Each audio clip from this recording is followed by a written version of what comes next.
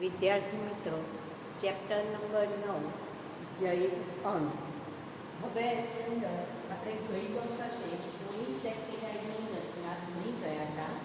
હવે આપણે એની અંદર આગળ રચના ભણવાની છે ન્યુક્લિક એસિડની રચના. શેની રચના ભણીશું? Nucleic acid.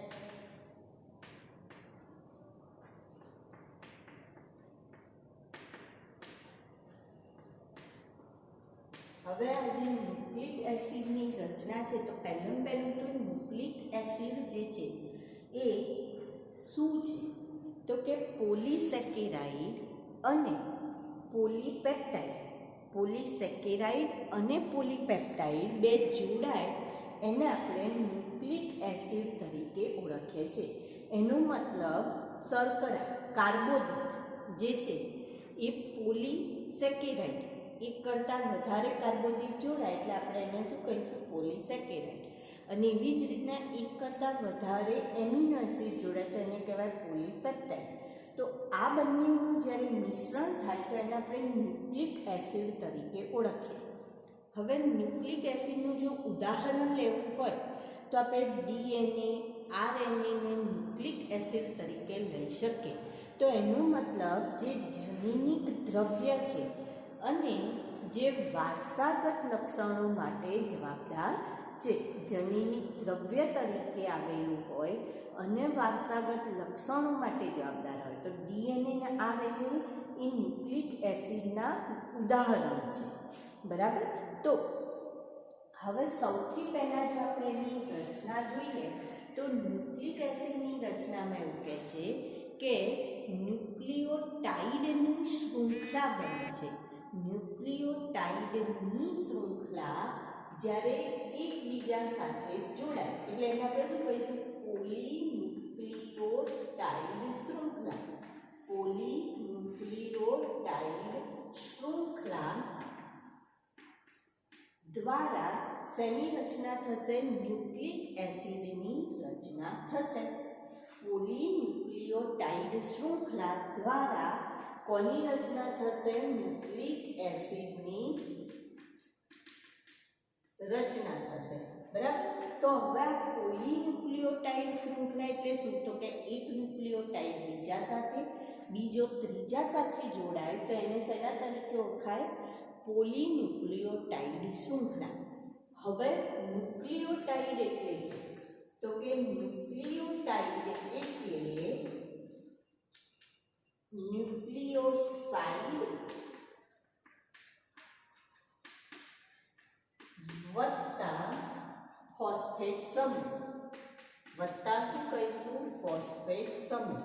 અને જો આવું ન કહેવું હોય તો આપણે બીજી રીતના પણ કહી શકીએ કે ન્યુક્લિયોટાઇડની રચનામાં એક શર્કરા હોય છે.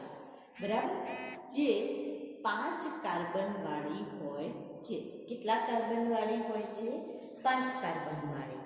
તો મોનોસેકેરાઇડ પેન્ટો શર્કરા, મોનોસેકેરાઇડ પેન્ટોઝ શર્કરા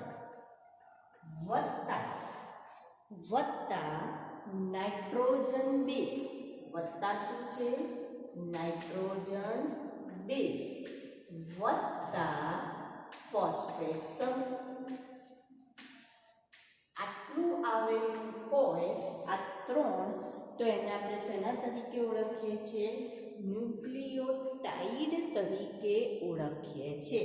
શેના તરીકે ઓળખીશું? ન્યુક્લિયોટાઇડ તરીકે ઓળખીશું. શેના તરીકે? ન્યુક્લિયોટાઇડ તરીકે ઓળખીશું. બરાબર. સારું. હવે જો આ રચના બરાબર ભણી લેવાની, બરાબર યાદ રાખી લેવાની, સમજી લેવાની, કારણ કે આગળ જતાં પણ આપણે આ ઉપયોગમાં આવશે. હવે અહીંયા જુઓ, જો ડીએનએ મેં એમ કહું તો ન્યુક્લિક એસિડમાં આપણને કાં તો ડીએનએ હોય કાં તો આરએનએ એના ઉદાહરણ છે. તો હવે જો ડીએનએ હોય તો પેન્ટોઝ શર્કરા તરીકે ડીએનએ હોય તો પેન્ટોઝ શર્કરા તરીકે ડીઓક્સીરીબોઝ શર્કરા આવેલી હોય છે. કઈ? ડીઓક્સીરીબોઝ શર્કરા હોય. ડીએનએ હોય તો એમાં પેન્ટોઝ શર્કરા તરીકે શું હોય? ડીઓક્સીરીબોઝ શર્કરા વત્તા નાઇટ્રોજન બેઝ વત્તા ફોસ્ફેટ સમૂહ આટલું આવેલું હોય. અને જો આરએનએ હોય તો રિબોઝ શર્કરા હોય વત્તા આ તો same to same nitrogen base વત્તા ફોસ્ફેટ સમૂહ આવેલો હોય. હવે અહીંયા આપણે એની રચનામાં જોઈએ તો હવે અહીંયા પહેલા જે નાઇટ્રોજન બેઝ છે એ પણ બે પ્રકારના છે, પ્યુરિન અને પિરિમિડિન. કેટલા પ્રકારના છે? બે પ્રકારના છે. કયા બે પ્રકારના છે નાઇટ્રોજન બેઝ? તો કે પ્યુરિન અને પિરિમિડિન. તો નાઇટ્રોજન પહેલા આપણે નાઇટ્રોજન બેઝની વાત કરીએ તો કેટલા પ્રકારના નાઇટ્રોજન બેઝ છે? તો કે બે પ્રકારના છે, પ્યુરિન અને પિરિમિડિન. પ્યુરિન પણ છે અને પિરિમિડિન છે. પ્યુરિન જે છે એ વિસ્થાપિત કહી શકાય. કેવો છે? તો કે વિસ્થાપિત. અને પિરિમિડિન જે છે એ પ્રતિસ્થાપિત છે. કેવો છે? પ્રતિસ્થાપિત. બરાબર? પિરિમિડિન. હવે જો પ્યુરિનનું ઉદાહરણ લેવું હોય તો એની અંદર એજી, ઓજી, લોજી, સુનોજી એટલે કે એડેનિન અને ગ્વાનિનનો સમાવેશ થાય. કોનો સમાવેશ થાય? એડેનિન અને ગ્વાનિન. હવે જો એડેનિનનું બંધારણ જોઈએ ને તો સમથિંગ આવું છે બંધારણ.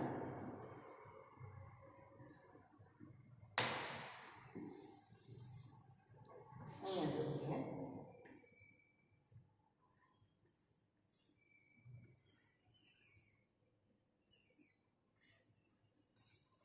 આ રીતનું એડેનિનનું બંધારણ આપણને જોવા મળશે, જેમાં અહીંયા એન જોવા મળશે. આ રીતના ત્રિપલ બંધ છે. અહીંયા NH જોવા મળશે, અહીંયા NH2, અહીંયા N, અહીંયા પણ N. તો આ કોનું બંધારણ છે? એડેનિન. બરાબર? સારું. પ્યુરિનના ઉદાહરણ લઈએ તો એમાં TCU, T એટલે થાઇમિન, C એટલે સાઇટોસિન અને U એટલે યુરેસિલ. U એટલે યુરેસિલ.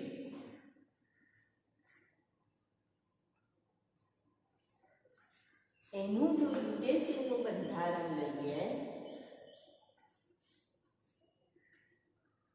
અહીંયા દ્વિબંધ O જોવા મળશે. શું જોવા મળશે? દ્વિબંધ O. NH દ્વિબંધ O, NH અને અહીંયા દ્વિબંધ. તો હવે તમે અહીંયા જુઓ કે જ્યારે આપણે આ એડેનિન છે, બરાબર, અને આ યુરેસિલ છે, તો જ્યારે આપણે એડેનિન અને યુરેસિલનું બંધારણ લઈએ છીએ તો જો આમાં કેટલી રિંગ છે? બે રિંગ છે. આમાં કેવી છે તો કે એક જ વિષમ રિંગ આવેલી છે, વિષમ ચક્રીય કહેવાય આને. અહીંયા એક જ રિંગ છે. તો પિરિમિડિનમાં હંમેશા એ થાઇમિન હોય, સાઇટોસિન હોય કે યુરેસિલ હોય, હંમેશા કેટલી રિંગ હોય? એક જ રિંગ હોય. જ્યારે પ્યુરિનમાં હંમેશા એ એડેનિન હોય કે ગ્વાનિન હોય, તો એમાં હંમેશા કેટલી રિંગ આવેલી હોય? તો કે 2 રિંગ આવેલી હોય. તો તમને ખાલી એમ જ આપેલું હોય, આવું એક બંધારણ આપેલું હોય, નીચે નામ લખેલું નથી અને આ બંધારણ આપેલું છે ને એમ પૂછવામાં આવે કે નીચેનાને ઓળખો કે કયો પ્યુરિન છે અને કયો પિરિમિડિન છે. એટલે એનું નામ નથી લખવાનું કે એડેનિન છે, થાઇમિન છે કે શું છે, પણ ખાલી એનું વર્ગીકરણ, આપેલ આકૃતિનું વર્ગીકરણ પિરિમિડિન અને પ્યુરિનમાં કરો. તો આને તમે શેમાં મૂકશો? હંમેશા 2 રિંગવાળા શેમાં આવશે? પ્યુરિનમાં. અને 1 રિંગવાળું શેમાં આવે? પિરિમિડિનમાં આવે. હવે યાદ રાખવાનું કે જ્યારે પણ એ હોય એડેનિન, તો એની જોડે હંમેશા ટી જોડાય. એટ સીજી રોડ યાદ રાખવાનું, એટ સીજી એટલે જો એની જોડે શું જોડાય? ટી. અને સીની જોડે શું જોડાય? તો કે જી જોડાય. એટ સીજી હંમેશા આવું જોડાણ હોય. ડીએનએની અંદર આ વાત કરી રહ્યા છે. જો આરએનએ હોય તો એમાં એવું કહે છે કે એમાં થાઇમિન નથી આવતો, ટી નથી આવતો. તો એમાં ઈની જોડે જોડાવા માટે કોણ આવી જાય છે? તો કે યુ આવી જાય છે. જ્યારે આરએનએનું બંધારણ આવે ત્યારે આરએનએના બંધારણમાં થાઇમિન નહીં આવે એની સામે, પણ એની સામે કોણ આવી જશે? તો કે યુરેસિલ આવે છે. એટલે યુ જોડાય છે અને જીસી અથવા સીજી જોડાય છે. તો આ નાઇટ્રોજન બેઝની આપણે વાત કરી, બરાબર? સારું.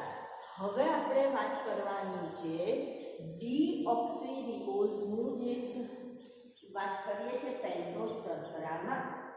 તો ડીઓક્સીરિબોઝ ડીએનએના સ્ટ્રક્ચરની જ આપણે હવે વાત કરીશું. ડીએનએનું સ્ટ્રક્ચર, બરાબર? તો એમાં સૌથી પહેલા શું કહે છે? તો સૌથી પહેલા એવું કહે છે કે ડીઓક્સીરિબોઝ શર્કરા 5 કાર્બન વાળી શર્કરા છે. 1, આ 2, આ 3, આ 4 અને અહીંયા CH2OH એટલે કે 5મો કાર્બન આ રીતના જોડાયેલો હોય. તો 5 કાર્બન વાળી આ શર્કરા થઈ, બરાબર? આ નાઇટ્રોજન, આ થયું પેન્ટોઝ શર્કરા. ડીએનએના બંધારણમાં આ શું થયું? પેન્ટોઝ શર્કરા થઈ ગઈ, બરાબર? સારું. હવે એની સાથે શું જોડાવાનું છે? તો કે એની સાથે એક નાઇટ્રોજન બેઝ જોડાય છે. તો હંમેશા પહેલા કાર્બન પર નાઇટ્રોજન બેઝ જોડાય. તો આ પહેલો કાર્બન અહીંયા છે, તો ત્યાં નાઇટ્રોજન બેઝ જોડાય છે. તો સપોઝ આ આપણો નાઇટ્રોજન બેઝ એડેનિન ગોઠવાઈ ગયો. કયો ગોઠવાઈ ગયો? એડેનિન, બરાબર? અને જે ફોસ્ફેટ છે એ ફોસ્ફેટ હંમેશા અહીંયા ત્રીજા કાર્બન ઉપર જોડાશે.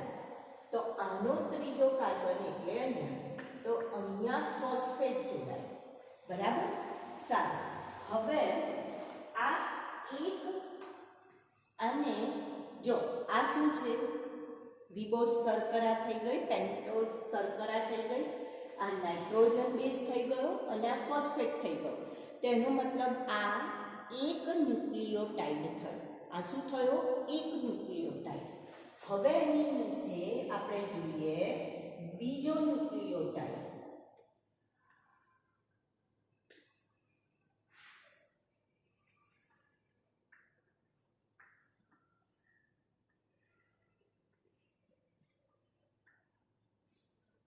આ રીતનો બીજો ન્યુક્લિયોટાઇડ થયો.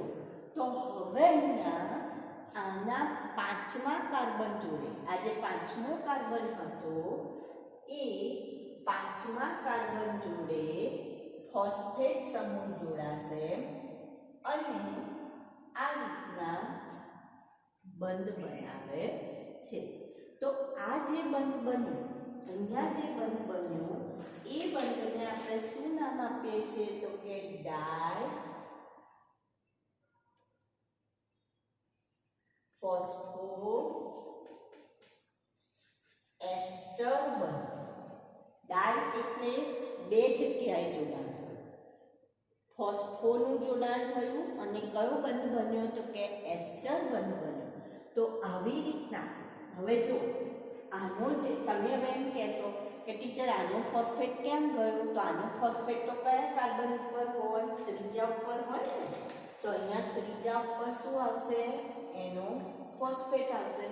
એ ફોસ્ફેટ પાછો કોની જોડે બંધ બનાવશે? તો નીચે બીજો ન્યુક્લિયોટાઇડ હોય એના પાંચમા કાર્બન જોડે આ રીતના બંધ બનાવે છે. તો આવી જે રચના થશે એને આપણે કોની શૃંખલા મળી? તો કે ડીએનએ એક પોલીન્યુક્લિયોટાઇડ શૃંખલા મળી. આવી આ એક પોલીન્યુક્લિયોટાઇડ શૃંખલા આ રીતે, બરાબર? આ એક પોલીન્યુક્લિયોટાઇડ શૃંખલા મળી. હવે શું થશે? એની સામે જેમાં E છે તો Eની સામે શું આવશે? તો કે એની સામે T. અહીંયા T છે તો Tની સામે શું આવશે? E. તો કેવી રીતના બીજી પોલીન્યુક્લિયોટાઇડ શૃંખલા મળશે? તો કુલ કેટલી પોલીન્યુક્લિયોટાઇડ શૃંખલા મળશે? 2 પોલીન્યુક્લિયોટાઇડ શૃંખલા મળશે.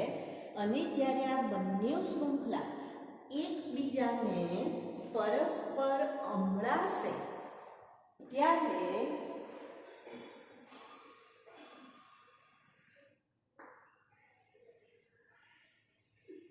આવી રચના તૈયાર કરશે જેને આપણે શેના તરીકે ઓળખીએ છીએ?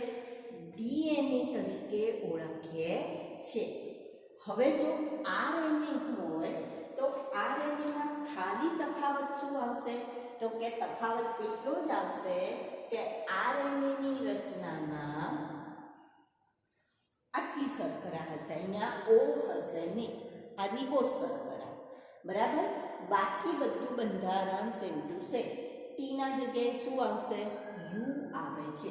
તો એમાં આરએનએમાં પોલીન્યુક્લિયોટાઇડની કેટલી શૃંખલા બને? તો હંમેશા એક જ શૃંખલા બને. એમાં આવી ડબલ શૃંખલા હોતી નથી. હંમેશા કેટલી શૃંખલા હોય? એક જ શૃંખલા હોય છે. તો આ કોની રચના થઈ? ન્યુક્લિક એસિડની રચના થઈ. કોની રચના? ન્યુક્લિક એસિડની. તો ન્યુક્લિક એસિડની રચના પછી હવે આપણે પ્રોટીન વિશે વાત કરવાની છે. એના વિશે વાત કરીશું હવે આપણે પ્રોટીન વિશે.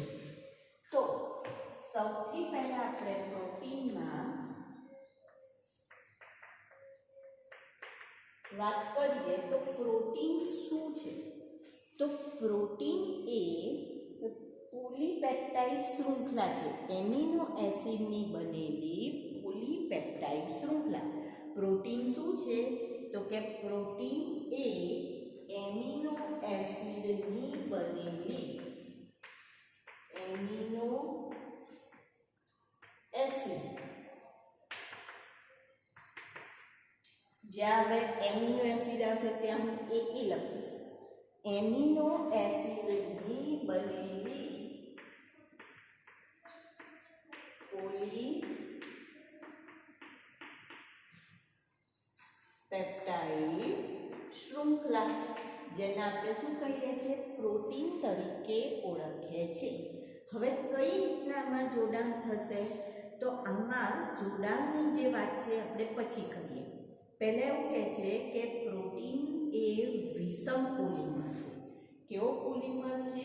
વિષમ પોલિમર છે. અને એની અંદર પ્રોટીનના બંધારણમાં વિવિધ એમિનો એસિડ છે. એક જ પ્રકારનો એમિનો એસિડ નથી. એમિનો એસિડના ઉદાહરણ લઈએ તો ફિનાઇલ એલેનિન 20 પ્રકારના એમિનો એસિડ છે. કેટલા પ્રકારના? 20 પ્રકાર.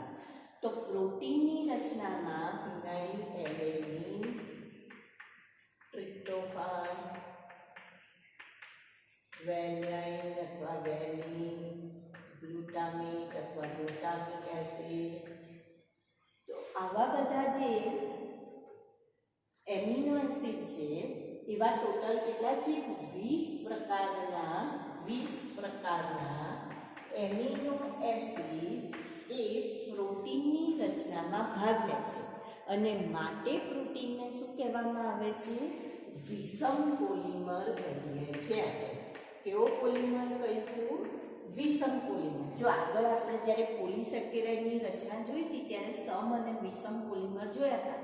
એમાં આપણે સ્ટાર્ચ જે છે એને સમ પોલિમર કીધો. કેમ? કેમ કે એમાં ગ્લુકોઝ ગ્લુકોઝ ગ્લુકોઝ ગ્લુકોઝ જ જોડાય છે, બરાબર. પણ આપણે કાઇટીનને શું કહ્યું હતું? વિષમ પોલિમર. કેમ? તો કે એમાં એકલો ગ્લુકોઝ નથી, પણ ગ્લુકોઝની સાથે બીજો અણુ પણ જોડાયેલો છે. તો એને આપણે વિષમ અને સમ પોલિમરની વાત કરી હતી કે જેમાં કાઇટીન જે છે એમાં ગ્લુકોઝ સિવાયના અન્ય પણ જોડાયેલા હોય, માટે એને આપણે વિષમ પોલિમર કહેતા નથી. તો અહીંયા પણ 20 પ્રકારના એમિનો એસિડ જોડાય છે, માટે એને શેના તરીકે ઓળખીશું? વિષમ પોલિમર તરીકે ઓળખીએ છીએ. હવે આપણે પ્રોટીનના ગુણધર્મ જોઈએ કે પ્રોટીન કયા કયા ગુણધર્મ ધરાવે છે. જો જે પ્રોટીનની આખી વાત છે ને આપણે જુદા જુદા તબક્કામાં અથવા જુદી જુદા મુદ્દા પાડી દીધેલા છે. તો એમાં પહેલો મુદ્દો આપણે લઈશું કે પ્રોટીનના ગુણધર્મ. તો પહેલો ગુણધર્મ એવું કહે છે કે પ્રોટીન શેનું બનેલું છે? તો કે કાર્બન, હાઇડ્રોજન, ઓક્સિજન, આ તો છે જ, પણ સાથે સાથે N અને S એટલે કે નાઇટ્રોજન અને સલ્ફરનું પણ બનેલું હોય છે. તો શેનું બનેલું છે? તો કે CHONS. તો એના બંધારણમાં શું આવેલું છે? CHONS આવેલું હોય છે.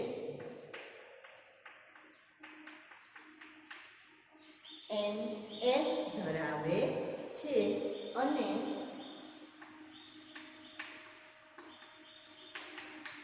કોષ રસનું મહત્વનો અથવા મુખ્ય ઘટક છે. કોષ રસનું જે બંધારણ હોય તો એમાં સૌથી વધારે માત્રામાં શું હોય? તો કે પ્રોટીન હોય છે. એટલે કોષ રસનો મુખ્ય ઘટક એટલે શું? તો કે પ્રોટીન હોય છે. આ એનો પહેલો ગુણધર્મ થયો. હવે બીજો ગુણધર્મ શું કહે છે?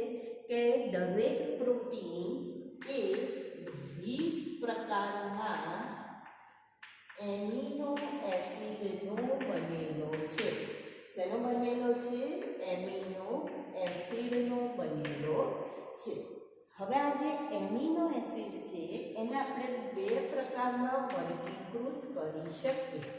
કયા બે પ્રકારમાં તમે વર્ગીકૃત કરી શકો? તો આવશ્યક પ્રોટીન અને બિન આવશ્યક પ્રોટીન. આવશ્યક પ્રોટીન અથવા એમિનો એસિડ અને બિન આવશ્યક એમિનો એસિડ. આવશ્યક એમિનો એસિડ અને શું કહીશું? બિન આવશ્યક.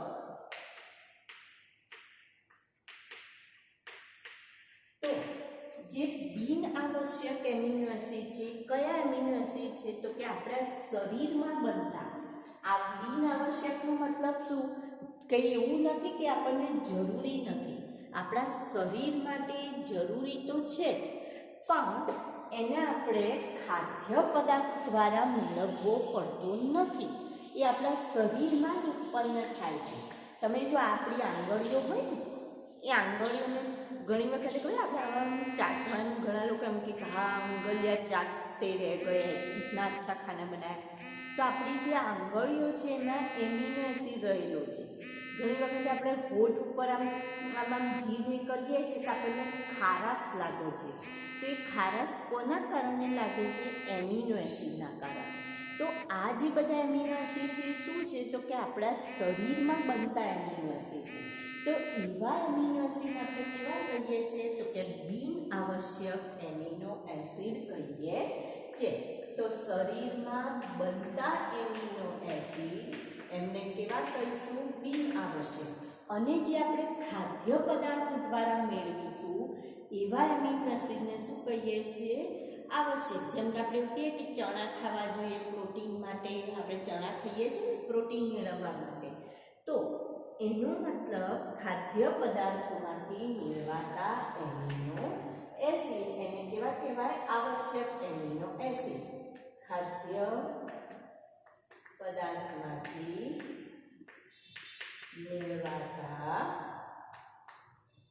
એમિનો એસિડ તો એને કેવા કહેવાય? આવશ્યક એમિનો એસિડ કહેવાય.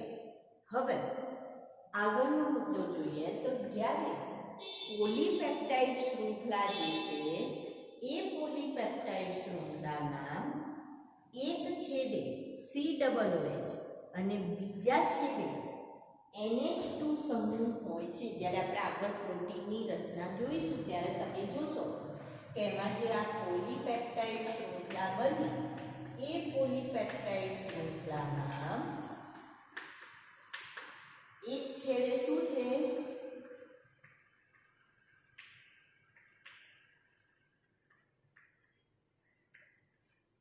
તો કે NH2 સમૂહ છે એટલે કે એમિનો સમૂહ છે જે બેઝિક ગુણધર્મ ધરાવે છે. અને બીજા છેડે શું આવેલું છે તો કે COOH કાર્બોક્સિલ સમૂહ છે જે એસિડિક ગુણધર્મ ધરાવે છે. તો એક બેઝિક ગુણધર્મ ધરાવે, એક એસિડિક ગુણધર્મ ધરાવે માટે એને શેના તરીકે ઓળખીએ આપણે પ્રોટીનને? તો કે ઉભય ગુણધર્મી છે. શેના તરીકે ઓળખીશું? ઉભય ગુણધર્મી. એસિડ અને બેઝ બંનેના એ ગુણધર્મ ધરાવે છે માટે ઉભય ગુણધર્મી છે. પછી એનાથી આગળ કેટલાક પ્રોટીન એ પાણીમાં મંદ એસિડ કે મંદ બેઝ અથવા મંદ આલ્કોહોલમાં અદ્રાવ્ય હોય છે એટલે કે એમાં ઓગળતા નથી. અને કેટલાક હોય છે કે જે ઓગળી જાય છે એટલે દ્રાવ્ય હોય છે. પાણીમાં પણ દ્રાવ્ય થઈ જાય, એસિડમાં પણ દ્રાવ્ય થઈ જાય, બેઝમાં પણ ઓગળી જાય એવા હોય છે. ધારો કે આપણે ઈંડું હોય તો ઈંડાને તમે ઈંડાને તોડશો તો એની અંદરથી જે પીળું પીળું આલ્બ્યુમિન નીકળે છે એને આપણે જો પાણીમાં ઓગાળીએ તો એ ઓગળી જતું હોય છે. બરાબર? તો એ પાણીમાં શું થઈ ગયા તો કે એ દ્રાવ્ય છે. પણ કેરેટીન નામનું જે છે અથવા સ્ક્લેરોપ્રોટીન, કેરેટીન અથવા એને શું કહીશું આપણે? સ્ક્લેરોપ્રોટીન. તો આ જે છે પ્રોટીન કે જે આપણને નખમાં, પ્રાણીઓમાં નહોરમાં, વાળમાં જોવા મળે, શરીર ઉપર જે ભીંગડા ધરાવતા હોય એવા ભીંગડાવાળા માછલીના ભીંગડામાં, પછી શિંગડામાં, જે ગાય ભેંસ હોય એના શિંગડામાં જોવા મળે એવું આ પ્રોટીન એ પાણીમાં કે કોઈ પણ એસિડ, બેઝ કે આલ્કોહોલમાં કેવું છે તો કે અદ્રાવ્ય હોય છે. એ ઓગળતું નથી, અદ્રાવ્ય છે. બરાબર? પછી એનાથી આગળ ઊંચું તાપમાન અથવા સાંદ્ર એસિડ, સાંદ્ર બેઝ અથવા તો જો યુવી કિરણ કે એક્સ કિરણોનો મારો કરવામાં આવે અથવા આલ્કોહોલનો ઉપયોગ કરવામાં આવે તો આ પ્રોટીન નાશ પામે છે. પ્રોટીનનો શું થઈ જાય છે તો કે પ્રોટીન નાશ પામે છે. એની અંદર ઓગળી જાય, એનું જે લેયર હોય ને એ લેયર શું થશે તો કે એની અંદર ઓગળી જશે અને પ્રોટીન શું થઈ જશે તો કે અંદર નાશ પામે છે પ્રોટીન. તો આ પ્રોટીનમાં શું થયા? ગુણધર્મ થયા. પહેલો ગુણધર્મ શું કીધું આપણે કે CHONS ધરાવે છે અને કોષ રસનો મુખ્ય ઘટક છે. બીજામાં આપણે એવું કહીએ છીએ કે 20 પ્રકારના એમિનો એસિડથી બનેલો હોય છે. હવે એ જે એમિનો એસિડ છે એકબીજા સાથે કયા બંધ વડે જોડાય તો કે પેપ્ટાઇડ બંધ વડે જોડાય છે. એમિનો એસિડ બે પ્રકારના, આવશ્યક અને બિનઆવશ્યક. બિનઆવશ્યકનો મતલબ જે શરીરમાં બનતા હોય છે અને આવશ્યકનો મતલબ જે ખાદ્ય પદાર્થમાંથી મેળવી શકાય. પોલીપેપ્ટાઇડ શૃંખલા જે આપણે વાત કરી કે એમિનો પ્રોટીન શેનો બનેલો છે, પોલીપેપ્ટાઇડ શૃંખલા. તો એ શૃંખલાના એક છેડે એમિનો સમૂહ છે જે બેઝિક ગુણધર્મ ધરાવે છે, બેઝ છે, અને એક છેડે COOH એટલે કે જે કાર્બોક્સિલિક એસિડ એટલે કે એસિડિક ગુણધર્મ ધરાવે છે, માટે એને શું કહેવાય, ઉભય ગુણધર્મી કહેવાય છે. ત્યાર પછી મંદ એસિડ, પાણી અથવા તો બેઝ કે આલ્કોહોલમાં દ્રાવ્ય હોય પણ કેરોટીન છે એ દ્રાવ્ય, કેરેટીન છે એ દ્રાવ્ય નથી, અદ્રાવ્ય છે. અને છેલ્લે કે તાપમાન જો ઊંચું હોય 37 થી વધી જાય, સાંદ્ર એસિડ, બેઝ કે આલ્કોહોલનો ઉપયોગ કરવામાં આવે અથવા યુવી કિરણ કે ક્ષ કિરણનો ઉપયોગ કરવામાં આવે તો પ્રોટીન વિનૈસર્ગીકૃત થઈ જાય છે એટલે કે નાશ પામે છે.